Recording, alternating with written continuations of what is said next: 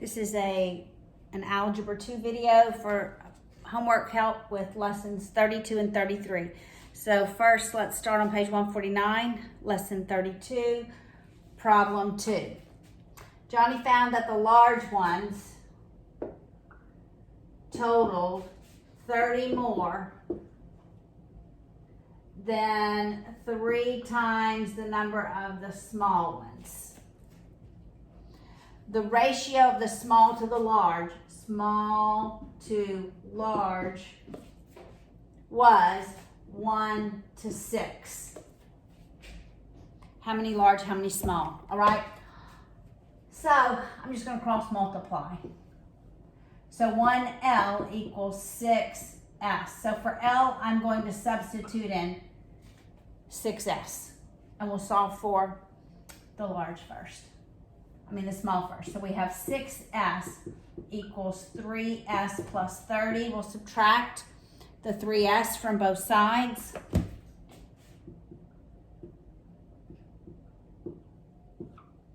And we end up with 3S equals 30. When we divide both sides by 3, the number of smalls is 10. If the number of smalls is 10, then the large is 6 times that, so it's 60 for the large ones. All right, so read as you write, okay? Ratio, I just did small to large, 1 to 6. All right, number 3, that was number 2. Number 3, Bruce discovered that the wishing well contained $9 of nickels and dimes. So 5 cents times the number of nickels plus 10 cents times the number of dimes was $9. But remember, this is really 0.05, that's really 0.10, that's 9.00. When we eliminate the denominators, we have to write the cents as well, okay? C-E-N-T-S, cents. All right, there were 30 more dimes than nickels. 30 more dimes than nickels. How many coins of each type? Substitute this in for dimes. So we have 5n plus 10 times n plus 30 equals 900. Distribute your 10. We have 5n plus 10n plus 300 equals 900. Subtract your 300 on both sides. Combine your like terms. We have 15n equals 600. When you divide both sides by 15, n equals 20, I believe. Nope, 40. That's actually 40. So we have 40 nickels, right? Because that's 20, 40 nickels. If we have 40 nickels, then we have 70 dimes. So dimes is 70. So 70 dimes is what? $7 and 20 nickels and $1. So that's 2 more dollars. That equals $9.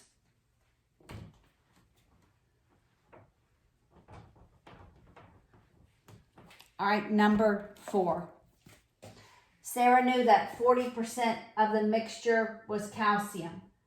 So 40% was calcium. So 60% was other. I'm going to need to grab my calculator, If 300 kilograms of the other element was used, I see a scale factor. What was the total weight of the mixture? All right. Well, I can already tell because I see the scale factor. If I multiply 60 by 5, I get 300. So I multiply 100 by 5 to get the value of X. And so it's got to be 500 kilograms. All right, you could have cross multiplied. 60 times X equals 300 times 100, and you could have solved. But when you see a scale factor, then you should use your scale factor. Number 5, Zolly noted that 4 grams of magnesium was combined with 20 grams of other elements for a total of 24 to form the compound. If 1,440 grams of the compound were required, how many grams of the other do we need? And you can just cross multiply. So you have 24x equals 20 times 1440. Divide both sides by 24. And you can do this in your calculator, right? Next question on lesson 32 is number 18.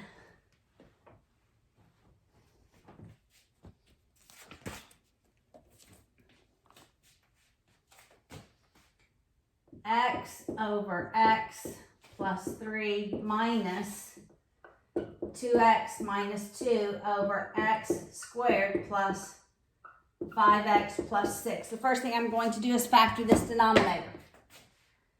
All right, so I'm looking for factors of 6 such that we add them and they equal 5. It's 2 times 3.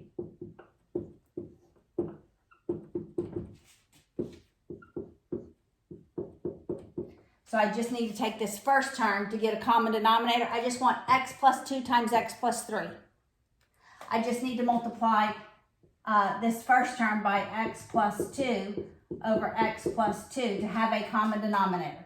I'm going to distribute the x, and I end up with x squared plus 2x. This is all going to be over the common denominator of x plus 2 times x plus 3. Remembering when I move that negative to the numerator, I put parentheses around that numerator because it is distributed to both of the terms in this numerator. That negative is distributed to both of the terms. When I do that, I end up with x squared plus 2x minus 2x plus 2 all over x plus 2 times x plus 3. My 2x's eliminate. I just have x squared plus 2 over x plus 2 times x plus 3. All right, here's where a lot of times the problem comes in. Number 19 is the same way. You have to factor one of your denominators before you can decide what your common denominator is. All right, so number 19, page 150, m over m minus 5 minus 2 over m squared minus 5m. I can factor out of that second term denominator an m.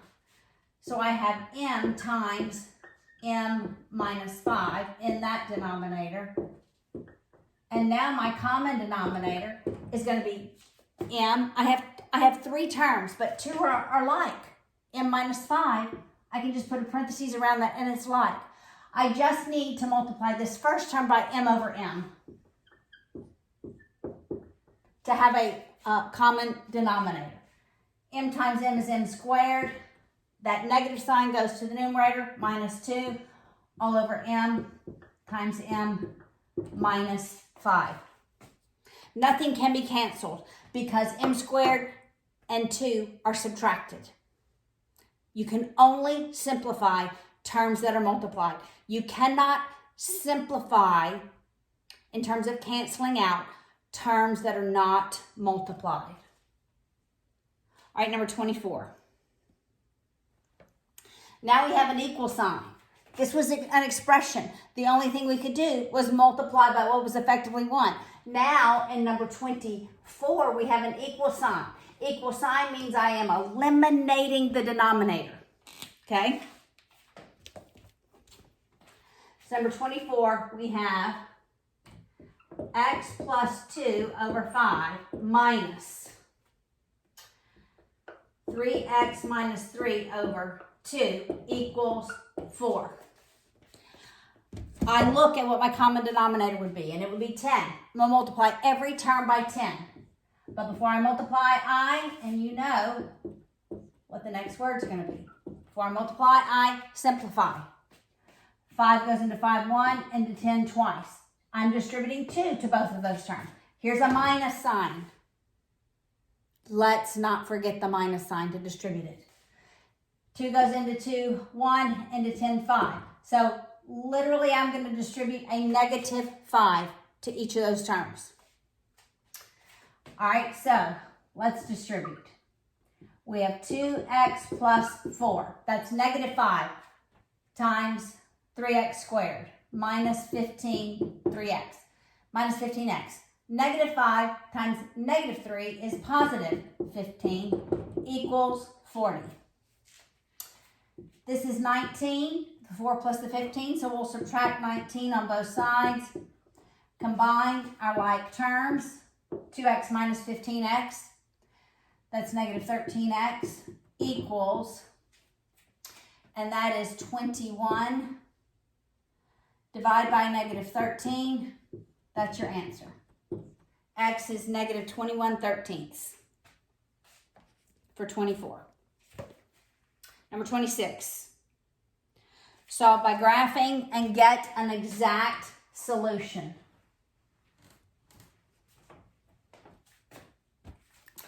All right, so we have two equations. Negative x plus 2y equals 4. And we have x plus y equals negative 2. You want it in slope-intercept form. So let's add x on both sides. We have 2y equals x plus 4. We divide every term by 2.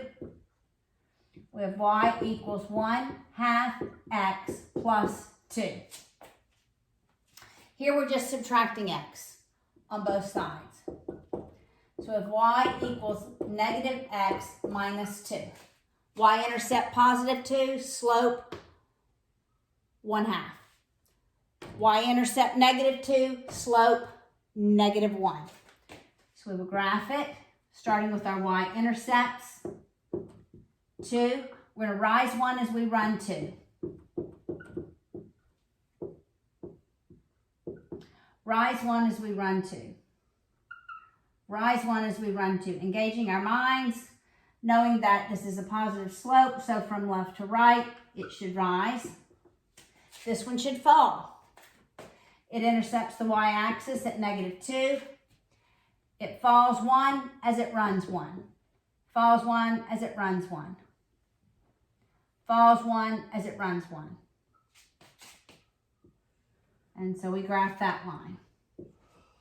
Now, I have y equals. So this part of the equation, I'm substituting in for y in that equation.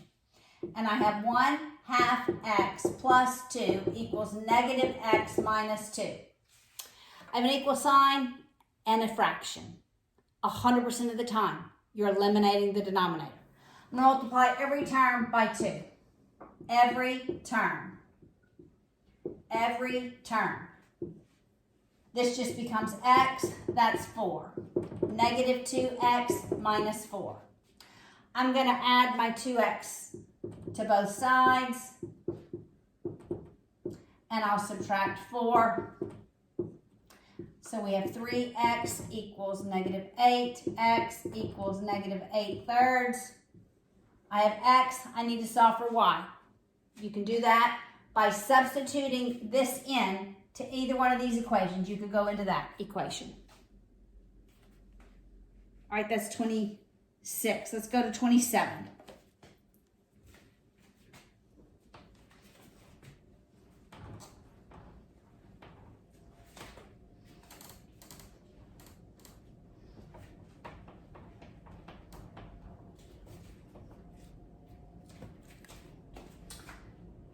Page 150. Multiply. 4x plus 2 times x cubed minus 2x plus 4. So we're just going to distribute the terms in the binomial to the trinomial. We start with 4x. We'll distribute 4x to every term. So 4x times x cubed, remember multiplication is addition of the exponents. So we have 4x to the fourth. 4x times negative 2x, that's negative 8x squared. Making sure I wrote that down correctly. Yes. 4x times 4, that's 16x. All right, now we'll distribute the 2. 2 times x cubed, I'm going to write this in the middle because I don't have a like term for it.